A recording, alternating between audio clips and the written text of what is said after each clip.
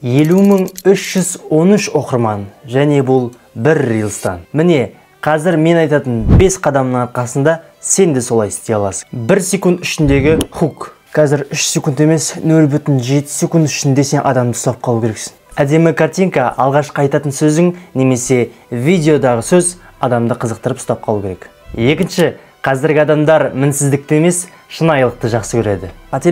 Қателесуден қорықпа. Өз ішіңнен басқа біреуді бейнелеп емес, өзіңді көрсет. Үшінші, саны бар сапасы жоқ рилстарды жасауды тоқтат. Сенің күніне әйтеуір бір рилс салып отырайыншы, сонда айына 30, 2 айда 60 рилс салсам нормальный подписчик жиналып қалады деген ойың қазір дұрыс емес. Ең дұрысы ойланып, құрастырып, 2-3 күнде бір сапалы рилс шығарсаң, соның өзі үлкен белестерге әкеледі. Ал егер күніне 2-3 сапалы рилс шығаруға күшім жетеді десең, пожалуйста.